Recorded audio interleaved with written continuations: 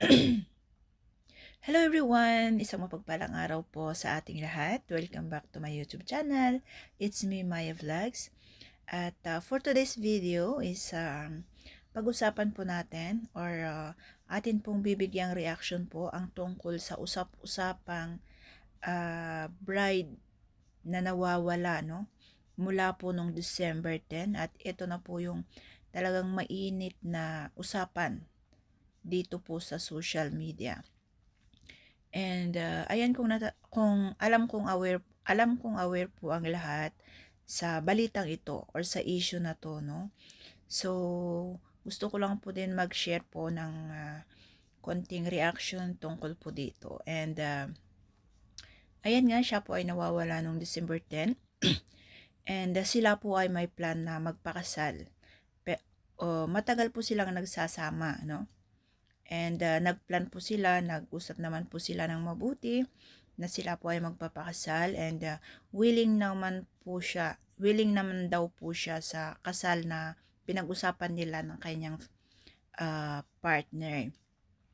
And so ngayon December 10 is natanggap na po niya yung kanyang wedding gown. And nag-decide po siya na bumili ng nababagay na sapatos para sa kanyang wedding gown. So nagpaalam siya at eto na po yung time na nawawala na po siya. And ayan, nawawala na nga po siya. So ang mga pamilya po is lumapit na sa mga otoridad. Lumapit na rin po sila kay na Jay Costora. Yung ginawa nila ang lahat para po mahanap lang at makita si bride. And ayan nga, kung napanood nyo doon kay Jay Costora na siya naman po is buhay and okay naman po siya. Meron pong babaeng tumutulong sa kanya. Ayan po yung nasabi ni Jay Costora, no? And sa ngayon naman is lumapit naman po sila doon kay Raffy Tulfo or sa programa ni Senator Raffy Tulfo kasi meron pa pong isang dahilan na hinanakit or may hinanakit po kasi ang pamilya ni bride. Bakit po ginawang POI or person of interest yung partner niya or si RJ, yung groom. And dito po is medyo nasaktan po kasi sila kung sino pa yung taong walang kaalam-alam is siya po yung ginawang person of interest. So ngayon, alamin po natin kung bakit siya ay ginawang person of interest or ang mga pamilya ay sila yung mga ginawang person of interest sa kasong ito. So ayan, panoorin po natin pakinggan po natin kung ano po ang explanation naman po ng mga kapulisan tungkol sa issue na to. Ginawa pong POI si Sir RJ, yung fiancé po, si Mark RJ Reyes, ma'am? Yes, sir. Opo. At lilinawin ko na din po dito sa inyong programa Yes. na ang person of interest po lahat po ng mga taong nakasalamuha or malalapit dito kay Michera, nakasama niya prior po doon sa pagkawala niya. So, Okay. nililinaw po namin na hindi porket person of interest siya ay nangangahulugan na suspect siya. Hindi Tama. pa po. Hanggat wala pong ebidensya na makakapagsabi na may kinalaman po siya sa pagkawala, ang person of interest po na sinasabi natin ay para lang po makapangalap ng impormasyon ang kapulisan para makatulong dito sa ginagawa po nating investigation. Tama po. At ayan po, malinaw na po sa lahat na hindi porket ginawang person of interest si groom ay siya na po yung may kasalanan kung bakit nawawala po si bride, no? And at least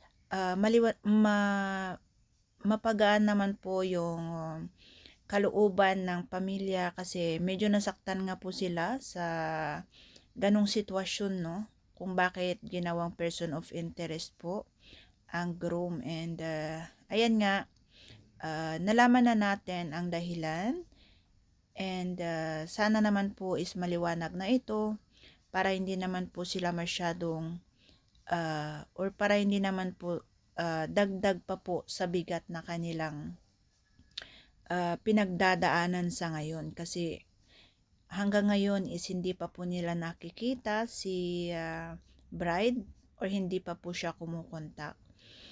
And ayan, nagtanong din po si attorney, or tinanong din po sila kung sakaling kukontak, or kung sakaling tatawag man si bride kay groom na siya po ay kukontak para lamang po magpaalam na, or talagang ayaw niya na po sa kanilang relasyon, or hindi na itutuloy yung kanyang kasal, is sa atin pakinggan kung ano naman po yung mensahe, kung ano po yung masasabi po ni groom sa tanong na ito, no? At kung siya ay bumalik man, si Ma'am Shara ay bumalik man, balak niyo pa rin pong ipagpatuloy yung kasal. Oo naman sir. Kung ano siya, okay siya, as long as okay siya, tuloy natin yung kasal. Pero syempre po, propose na lang po ulit siguro ko kasi syempre. Walang sapilitan, walang... Oo, kasi baka doon sinasabi ng ibang netizen, baka umayaw, ganyan, umalis. Hindi, tanungin ko na lang ulit kung okay pa sa kanya na magpakasal ulit. Ayun, mahigit 1 week na nung huli kitang nakausap. Actually, hindi ko na din alam talaga yung gagawin ko. Actually, parang halos araw-araw na dumadaan. Parang, alam mo yun, parang mababaliw ako sa pag-aalala. Halos lahat na ng alam mo yun, nag-aabang ako ng message, baka na merong info sa'yo. Lahat yun binapatulan ko kahit parang imposible. Pinapatulan ko yun. Pero ang hiling ko lang talaga, kung nasan ka man, yun, kung na okay ka, na kumakain ka ng maayos, tapos lalo recently nag-uulan, hindi ko alam kung ano mo yun, may natutulugan ka maayos. Gusto ko lang malaman na okay ka, kung kaya mong tumawag sa akin. Alam ko naman yung boses mo, 10 taong kitang kasama. Kahit yung konting alam mo lang, boses mo lang marinig ko, yun lang mahalaga sa amin. Maalis lang yung pangamba namin ba, yun lang po. Balik ka na kung kailan mo gusto, kung kailan ka maluwag, tatanggapin ka namin buong buo. Yung pag trending nito, no, storya mo mawawala to, magiging normal na tao tayo pagkatapos. What if she contacts you for the purpose of saying ayaw ko nang bumalik? Okay lang po. Basta safe siya. Kumbaga, ang least priority dito is yung sake ko. Pinaka-priority yung sake niya in the family niya. Kung tumawag siya, okay lang sa akin yun. Basta for the sake of her family. Kahit hindi na siya tumawag sa akin, tumawag siya sa mama niya, sa mga kapatid niya, tawagan niyang okay siya, okay na ako. Willing akong mag-let go. Yun po. Ayun, no? Kasi baka mapadali ang pagbalik niya pag alam niya open tayo sa ganung posibilidad. Walang sapilitan to. Shara, if ever you're going to listen, sinabi na diretso ni RJ, diba? Kung yun ang gusto mo, na matapos na lang, at least alam niyang buhay ka. So ayan po yung mensahe po ni RJ po kay Shara, no? And ayan nga yung sinabi niya, kahit hindi na daw tatawag sa kanya, basta tatawag po sa kanyang pamilya, kasi yun po yung napaka-importante, kasi yung sitwasyon po nga ng kanyang tatay na may sakit, at syempre nag-alala din po ang kanyang mga magulang, at sobrang kawawa po yung mga magulang dito, yung pamilya or yung kanyang iniwan, no? And kung pansin nyo po is talagang napakalungkot po ang mukha ni RJ or si groom, no? Talagang kawawa po siya sa sitwasyon na to, kasi hindi niya daw po alam kung ano po yung dahilan. Wala naman daw po silang away, or wala naman daw po silang tampuhan, kasi willing naman daw po siyang magpakasal. Very happy naman po siya and supportive habang pinaplan po nila yung kasal, ano.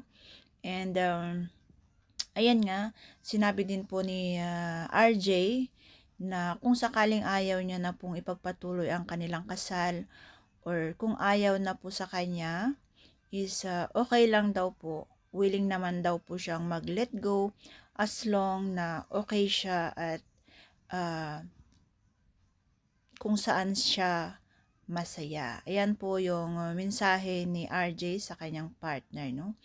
And napaka-open at napakaganda po yung layunin ni groom kung bakit mas gusto niya na lang sundin yung kagustuhan ni Shara, At kung sakali naman pong gusto pa niyang ipagpatuloy, ayan nga nasabi naman po ni RJ na kung gusto man niya is magpo-propose na lang po siya ulit as panibagong relasyon at panibagong plano. And ngayon naman is pakinggan naman po natin kung ano naman po yung mensahe ng nanay at kapatid po ni Shera.